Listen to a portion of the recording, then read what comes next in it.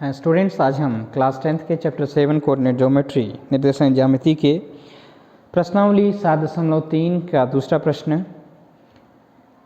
के का वह मान ज्ञात कीजिए ताकि तीनों बिंदु सररेख हों। उसका सेकंड पार्ट है जिसमें हमको कोऑर्डिनेट 8,1 k, -4 और 2,-5 दिए हुए हैं। हम जानते हैं क्योंकि तीनों बिंदु सररेख हैं तो वो एक रेखा पर स्थित होंगे। एक लाइन ड्रॉ कर ली हमने, इसके कोऑर्डिनेट हमने a, b और c मान लिए क्योंकि सररेख हैं। तो a के कोऑर्डिनेट x1, y1 यानी 8,1, b के कोऑर्डिनेट k, -4 x2, y2 और c के कोऑर्डिनेट x3, y3 2,-5 हैं। चूँकि ये सररेख हैं तो इसका मतलब ये हुआ कि ये त्रिभुज का निर्माण नहीं कर रहे हैं, तो हम k की वैल्यू फाइंड करने के लिए त्रिभुज के क्षेत्रफल का यूज करेंगे, बट त्रिभुज का क्षेत्रफल बराबर 0 करके। अब थोड़ा कंपेयर कर लेते हैं, इसके कोऑर्डिनेटों को लिख लेते हैं। निर्देशांक जो हैं a, b, c के x1, y1, x2, y2, x3, y3 यहाँ से हमको मिल जाएंगे तुलना करने पर। ठीक है, अब हम जानते हैं त्रिभुज का जो क्षेत्रफल है वो 0 होगा क्योंकि तीनों बिंदु सररेख हैं, इसलिए त्रिभुज का क्षेत्रफल बराबर 0।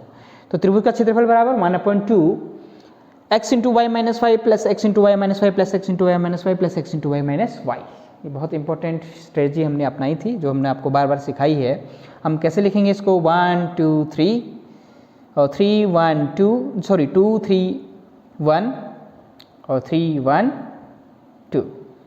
तो ये एक सर्कल में 1 2 3 को हम लेके चलते हैं 1 2 3 2 3 1 3 1 2।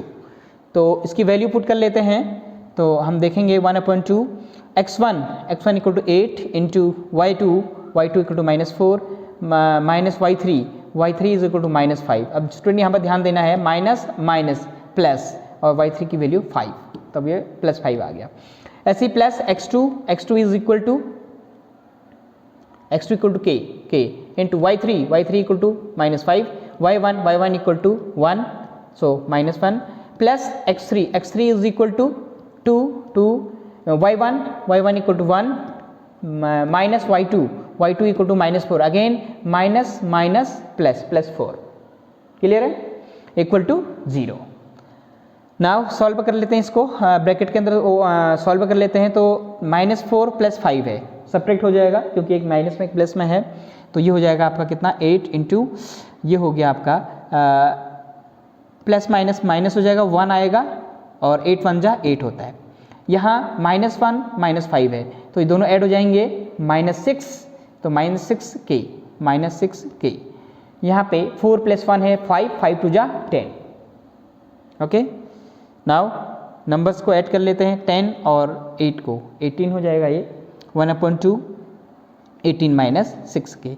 यहाँ से आप चाहें तो 2 कॉमन ले लें या डायरेक्टली आप इसको 0 भी कर सकते हैं। चलिए हम 2 कॉमन ले लेते हैं तो 2 कॉमन ले लिया, 2 9 जा 18 9 आ गया, 2 3 जा 6 3k हो गया इक्वल टू 0 1/2 सेम। 2 से 2 कैंसिल तो 9 - 3k इक्वल टू 0। ट्रांसपोजिंग कर लेते हैं तो ये हमारे पास आ जाएगा -3k इक्वल टू -0 - 9। माइनस से माइनस कैंसिल तो k इज इक्वल टू 9/3 और 3 से 9 को डिवाइड करेंगे तो 3, तो k की वैल्यू कितनी आ गई 3 आ गई। तो बहुत इंपॉर्टेंट क्वेश्चन है, बहुत आसानी से आप इसको बना सकते हैं कि तीनों बिंदु सररेख हैं तो k की क्या वैल्यू होगी।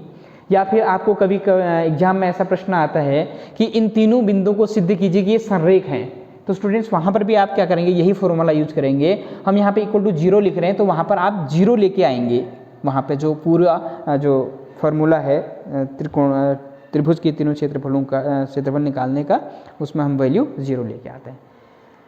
तो यदि आप चैनल में नए हैं तो लाइक सब्सक्राइब और शेयर ज़रूर करें ताकि आपको फर्दर नोटिफिकेशन मिलता रहे, उसके लिए बेल आइकन को प्रेस कर लें।